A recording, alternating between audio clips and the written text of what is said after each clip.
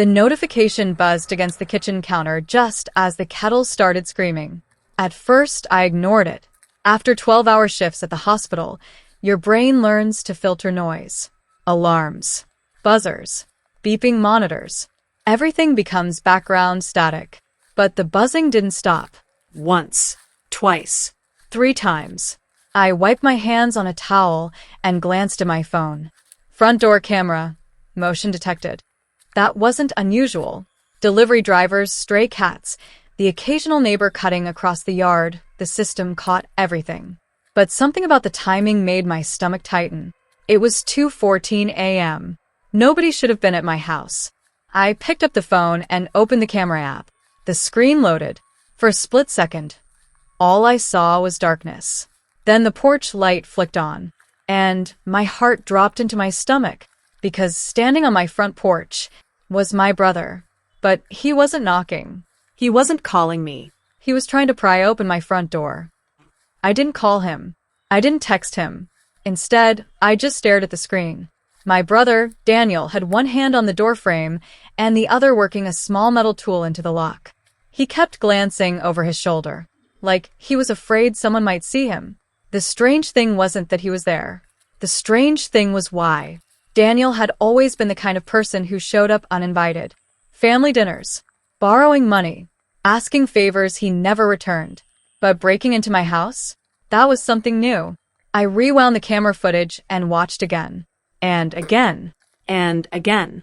Every replay made the pit in my stomach deeper. Because this wasn't a drunk mistake. It was careful, deliberate, planned.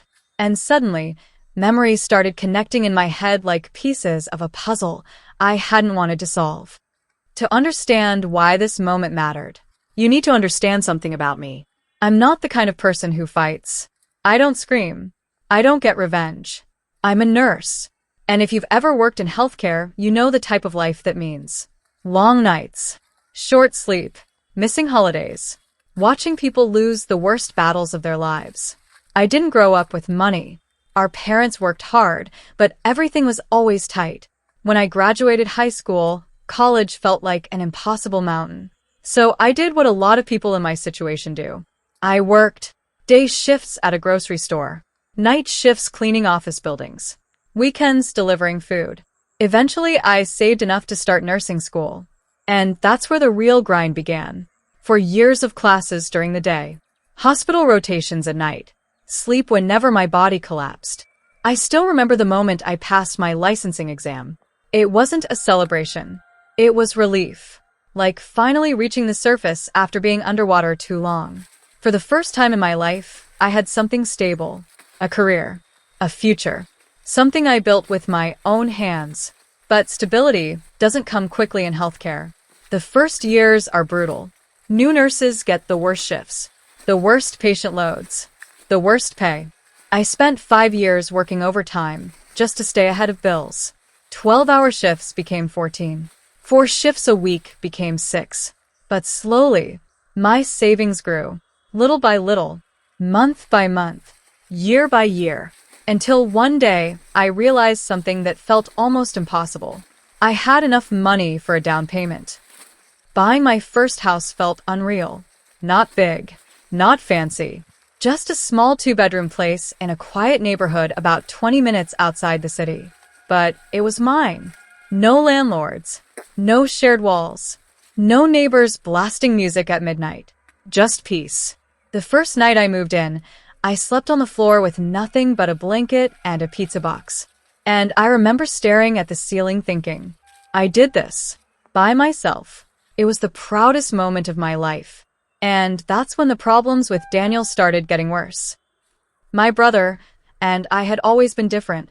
Growing up, people used to say we were opposites. I was quiet. He was loud. I planned. He improvised. I saved money. He spent it. Daniel had charm, the kind that makes strangers laugh and trust him instantly. But charm doesn't pay rent. Over the years, he drifted from job to job. Construction, sales, rideshare driving. Every new opportunity came with big promises. And every few months, something would fall apart. Usually someone else's fault. A bad boss, a dishonest partner, A temporary setback. At least, that's how he described it.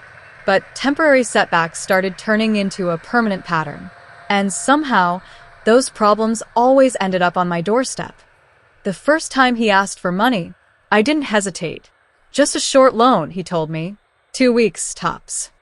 He needed help covering rent while waiting for a paycheck. I transferred the money that night. 2 weeks passed. Then a month. Then 3. Eventually I stopped asking. Because deep down, I knew the truth. The money wasn't coming back. But he kept asking. Car repairs. Credit card debt. A security deposit. Every time he promised it was the last time. And every time, something else happened. At first, I helped because he was my brother. Then I helped because I felt guilty saying no. Eventually, I stopped helping.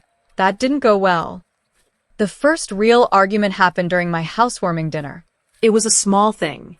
Just our parents, Daniel, and a couple of my coworkers. Nothing fancy. I cooked pasta, opened a few bottles of cheap wine, and we sat around the dining table that still smelled like fresh paint. Halfway through dinner, Daniel leaned back in his chair and looked around. Nice place, he said. His tone sounded casual, but there was something sharp under it. Thanks, I said. Took long enough, he laughed. Everyone chuckled politely, but then he added something that changed the mood. You must be making serious money at that hospital. I shrugged. It took years to save. Yeah, he said slowly, swirling his wine glass. Funny how some people get lucky. Lucky.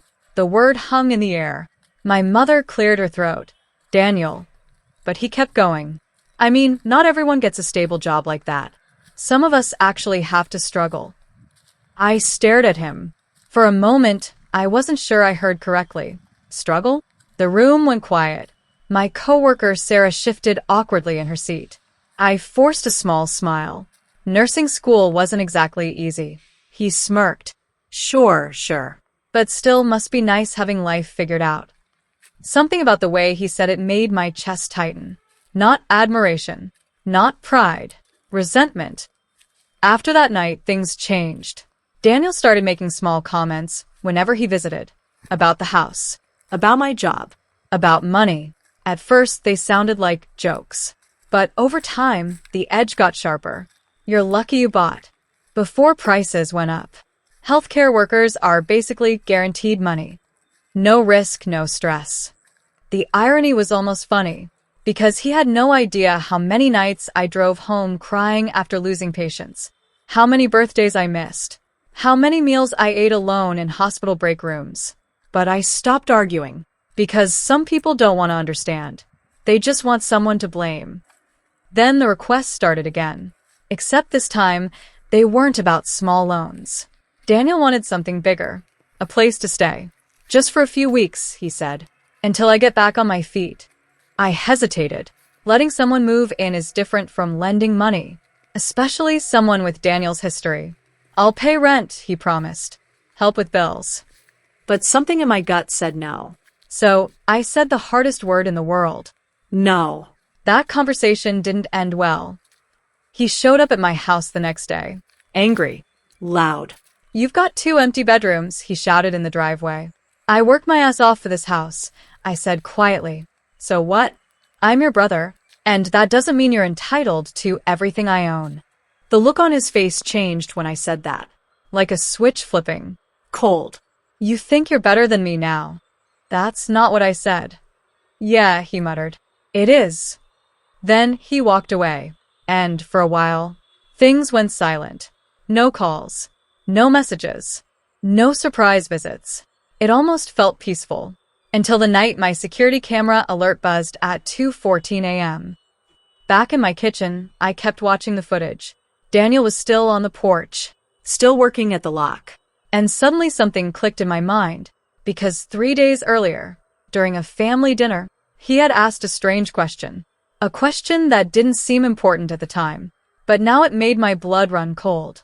He looked around my living room and said casually, Hey, do those security cameras record everything? At the time, I laughed. Yeah, I said. Why? He shrugged. Just curious. And now, standing on my porch in the middle of the night, trying to break into my house. My brother clearly believed something very dangerous. He thought no one was watching. For a few seconds, I just stood there in my kitchen. The kettle had stopped screaming. The house was quiet again. But my phone screen still showed my brother standing on my porch at 2:14 a.m., working a tool into my front door lock like someone who had done it before. My first instinct was to run upstairs and confront him. Throw the door open. Ask him what the hell he thought he was doing. But years in the hospital had taught me something important. When chaos happens, the worst thing you can do is react emotionally. So instead, I did what nurses do in emergencies. I observed. I set the kettle aside and watched the camera feed. Daniel muttered something under his breath and jiggled the handle again. The lock didn't budge. Because 2 weeks after moving in, I had replaced every lock in the house with a reinforced deadbolt. Another habit you develop when you live alone. Finally, Daniel stepped back from the door. He rubbed his forehead, clearly frustrated. Then he looked directly at the camera. For one terrifying moment, I thought he knew I was watching. But then he stepped out of frame. 30 seconds later, my phone buzzed again. Backyard camera, motion detected. My stomach dropped. I switched to the backyard feed. The night vision camera lit the yard in a ghostly green glow. And there he was again. Daniel was walking along the fence line toward the back door. I leaned against the counter, suddenly feeling very awake. Seriously? I muttered. The back door was even harder to break into. Steel frame, new lock, security bar. But Daniel clearly wasn't thinking rationally. He tried the handle. Then he kicked the door. Once, twice. The dull thud echoed through the quiet house. I held my breath, waiting to see what he would do next. Finally, he stepped back again. And that's when he pulled out his phone. I watched him type something. Then my own phone buzzed. Daniel. Hey, are you awake? I stared at the message.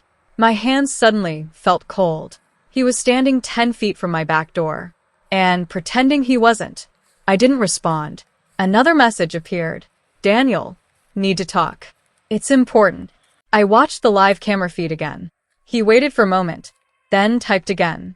Daniel, please. For a second, I almost believed it. Maybe he really did need help. Maybe something bad had happened. Maybe this was just desperation. Then he walked back to the door and tried the handle again. And whatever sympathy I had left disappeared. That was the moment I called the police. Not dramatically. Not angrily. Just calmly. Hello? I said when the dispatcher answered. I'd like to report someone attempting to break into my house. They asked for the address. Then the question that felt surreal to answer. Do you know the person? Yes, I said quietly. It's my brother. The patrol car arrived faster than I expected. Maybe 10 minutes. Maybe less. By the time the headlights turned onto my street, Daniel was back on the front porch, still working the lock. The police lights flashed blue across the camera feed. Daniel froze. He looked up the street, then down at the door. For a split second, he seemed to consider running, but it was too late. The cruiser pulled into the driveway. 2 officers stepped out. Daniel turned around slowly, like a kid caught stealing cookies. Even through the camera audio, I could hear the confusion in his voice. Hey, officers, what's going on? I watched the entire conversation from my kitchen. The officers asked him why he was trying to enter the house. Daniel laughed nervously. Oh, this? No, you've got it wrong. This is my sister's place. One officer gestured at the door. You were attempting to force entry. No, I was just trying to get in, Daniel said. The officer raised an eyebrow. That's called forced entry if you don't live here. Daniel rubbed the back of his neck. She's probably asleep. I forgot my key. Key. My chest tightened, because I had never given him a key. The officer knocked on the door. I walked upstairs slowly, keeping my phone in my hand. For a moment, I just stood there listening. The knock came again. Police department, a voice called. I opened the door. The cool night air hit my face. Daniel looked shocked to see me. Hey, he said quickly. I've been trying to reach you. I looked at him, then at the small metal tool still in his hand. Really? I said. The officers glanced between us. Ma'am, one of them asked, do you want to explain what's going on here? I took a breath. My security cameras alerted me that someone was trying to break in. I pointed at Daniel. That's when I saw him. The officer nodded. Does he live here? No. Does he have permission to enter the property? No. Daniel's face turned red. Come on, he snapped. You're really going to do this? I folded my arms. You are breaking into my house. I told you I forgot my key. You don't have a key. The silence that followed felt heavy. The officers asked Daniel to step away from the house. They questioned him for a few minutes. Eventually, they returned to the porch. Do you want to press charges? One officer asked me. The words felt heavier than I expected. Press charges. Against my own brother. Daniel stared at me. His eyes weren't apologetic. They were furious. Like this situation was somehow my fault. For a moment, memories flashed through my head. Childhood birthdays. Family vacations. Growing up in the same tiny house. But then another memory surfaced. The camera footage. Him forcing my lock at 2:14 a.m. Trying the back door. Kicking it. And texting me pretending everything was normal. So I answered honestly. I don't want to ruin his life, I said. But I want this documented. The officer nodded. That's reasonable. They issued Daniel a formal warning for attempted trespassing. Not an arrest. Not yet. But something official. Something that would stay on record. Daniel didn't say another word to me as they walked him back to the patrol car. But the look he gave me before getting inside was something I had never seen before. Not anger. Something colder. Like I had just crossed a line that couldn't be uncrossed. I thought that would be the end of it. I was wrong. Because the next morning, I checked my email and saw something that made my heart stop. It was a message from my bank. Subject: urgent. Verification required for loan application. I frowned. I hadn't applied for a loan. I opened the email, and that's when I saw it. A home equity loan application had been submitted using my information. My name, my address, my house, my credit profile, everything, except the phone number listed on the application, wasn't mine. It was Daniel's. And suddenly the reason for the break-in became horrifyingly clear. He hadn't come to my house for money. He had come for something much worse. Something worth far more than a few borrowed dollars. My house. For a long time, I just stared at the email. The words on the screen didn't make sense. Home equity loan application. Verification required. My name. My house. My credit history. And Daniel's phone number. My hands felt strangely numb as I reread the message again. And again. Then the realization settled in like cold water pouring down my spine. Daniel hadn't been trying to break into my house to sleep on the couch. He had been trying to get inside my office. Inside the small desk drawer where I kept a folder with copies of my financial documents, mortgage papers, insurance documents, my social security card, the paperwork banks usually require when approving a loan. And suddenly that weird question he asked a few nights earlier echoed in my head again. Do those security cameras record everything? At the time, I thought it was random curiosity. Now I understood. He had been planning something. I called the bank immediately. After 20 minutes navigating automated menus, a loan officer finally answered. Good morning, this is Stephanie with Mortgage Services. Hi, I said carefully. I'm calling about an application that was submitted under my name. Of course, she said. Let me pull that up. I heard typing on the other end, then a pause. Yes. I see the file here. My stomach tightened. So it's real? Yes, she said. The application was submitted online last night. While Daniel was outside my house, trying to break in. What exactly was requested? I asked. According to the application, the borrower is requesting a $180,000 home equity loan. The number hit me like a punch. That was nearly all the equity I had built in the house over the years. Years of overtime shifts, missed holidays, exhaustion, everything I worked for.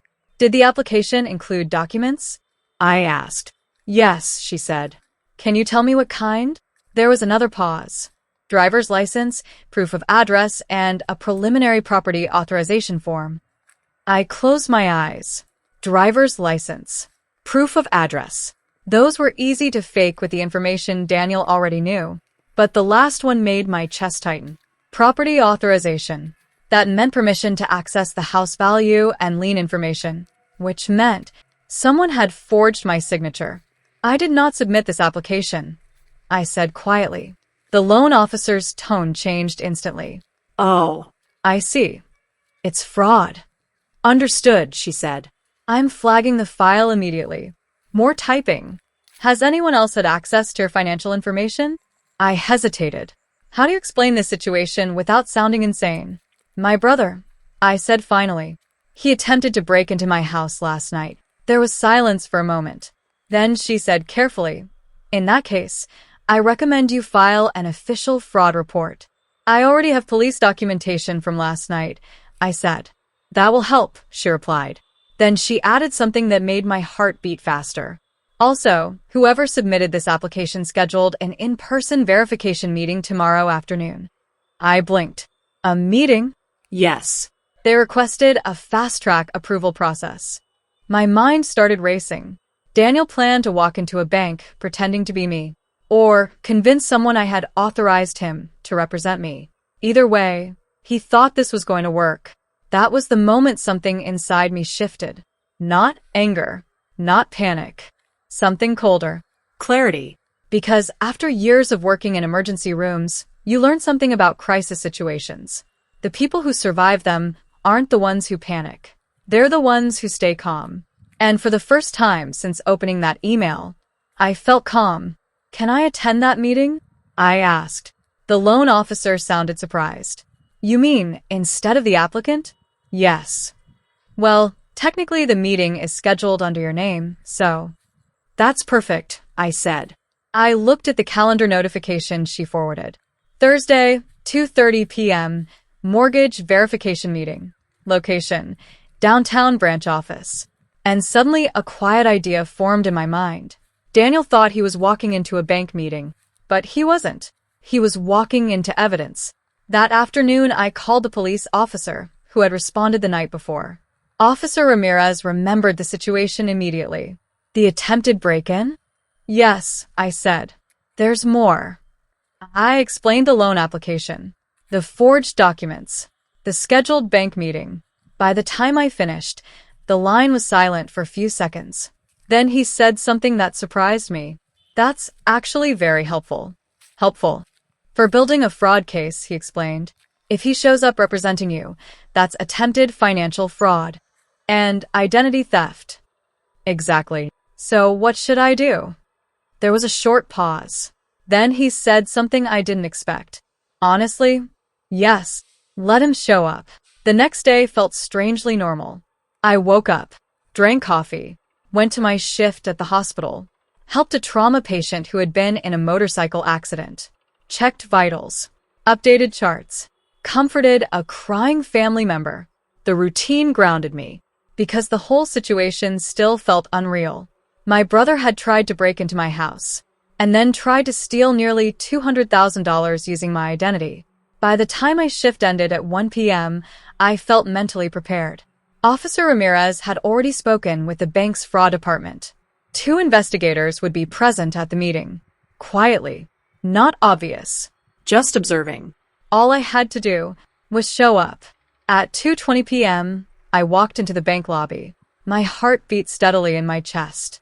The loan officer from the phone call, Stephanie, greeted me with a polite smile.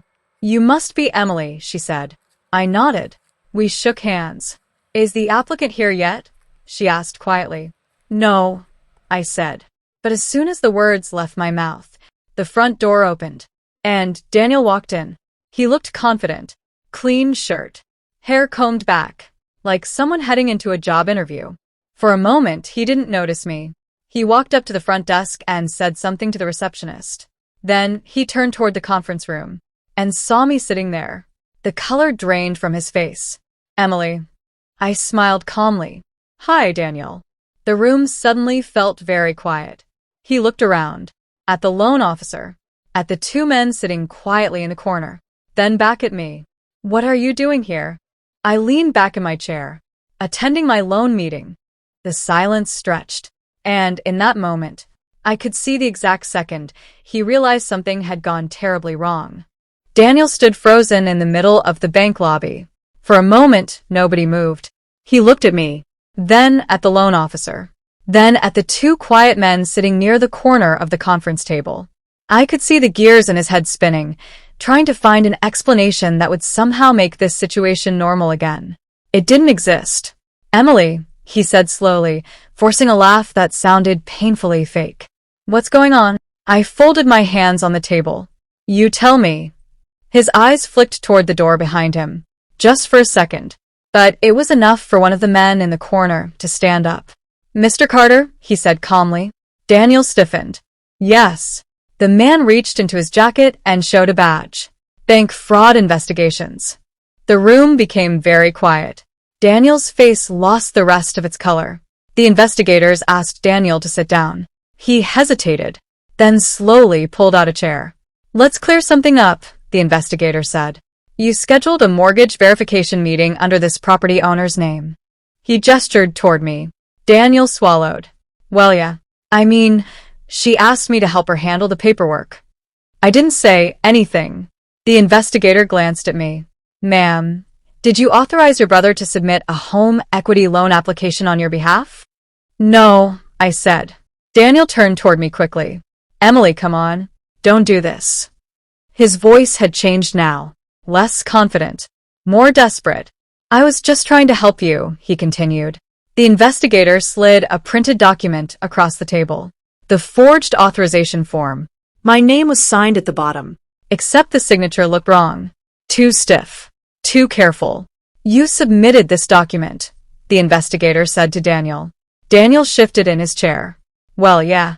She asked me to." "No," I said quietly. Another investigator placed a tablet on the table. The screen showed the security camera footage from the night before.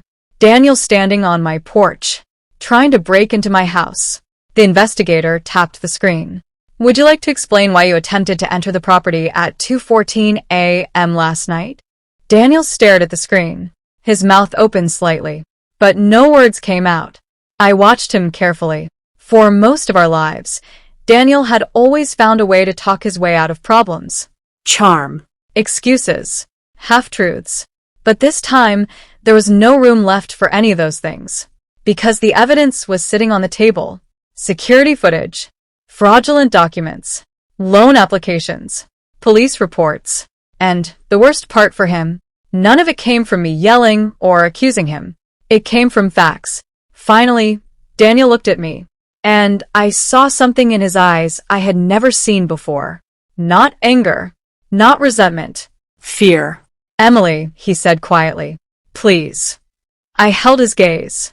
"You tried to steal my house." "I wasn't stealing it," he snapped. "I just needed the money." The room went silent. The investigators exchanged a glance. "You needed $180,000? One of them asked. Daniel ran a hand through his hair. "I was going to pay it back." "With what?" the investigator asked calmly. Daniel didn't answer. That's when the investigators explained the situation clearly. Attempted financial fraud. Identity theft. Forgery. Submitting false documents to a financial institution. Each one carried serious legal consequences. Daniel's breathing became shallow. "This is insane," he muttered. "It's just a misunderstanding." One of the investigators closed the folder in front of him. Breaking into someone's home and forging loan documents isn't a misunderstanding. Daniel looked at me again. His voice dropped to a whisper. "You're really doing this?" For a second, I felt something twist in my chest. Because this was still my brother. The person I grew up with. The person I shared childhood memories with. But then another memory appeared in my mind. Standing in my kitchen at 2:14 a.m., watching him force my door open on the security camera. So I answered honestly. "I didn't do this," I said. "You did." The police arrived shortly after. Officer Ramirez was one of them. Daniel looked up when he walked into the room. "You've got to be kidding me," he said weakly. Ramirez nodded toward him. "We spoke last night, remember?" Daniel said nothing. The officers asked him to stand up. They read him his rights. And for the first time in my life, I watched my brother get handcuffed. The sound of metal clicking around his wrists felt strangely final. Daniel didn't fight. He didn't argue. He just looked tired. As the officers walked him toward the door, he stopped for a moment and looked back at me. "You ruined my life," he said quietly. I didn't respond, because deep down, I knew the truth. He had done that himself. The legal process took months. Fraud cases always do. Daniel eventually accepted a plea deal. Reduced charges in exchange for admitting to identity theft and attempted financial fraud. He avoided prison, but he received probation, heavy fines, and a permanent fraud record, which meant something very important. No bank would trust him again. No financial institution would give him credit. The consequences followed him everywhere. The hardest part wasn't the court process. It was my parents. They called me constantly. "Couldn't you have handled this privately?" My mother asked one night. "He's your brother." I gave him chances, I said quietly. More chances than I could count. But family loyalty doesn't mean accepting betrayal. Eventually, the calls slowed down. The anger faded. Time has a way of forcing people to accept reality. 6 months later, life returned to normal. I kept working my hospital shifts. My house stayed quiet, peaceful, exactly the way I had imagined when I first bought it. One evening after work, I sat on the back porch watching the sunset over the yard. The same yard where Daniel had stood that night, trying to break into my home. For a long time, I wondered if I should feel guilty, Sad. angry. But the truth surprised me. What I felt most was clarity. Because sometimes the hardest lesson in life is realizing something simple.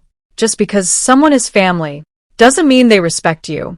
And the moment you start protecting your boundaries is the moment people who benefit from crossing them call you selfish.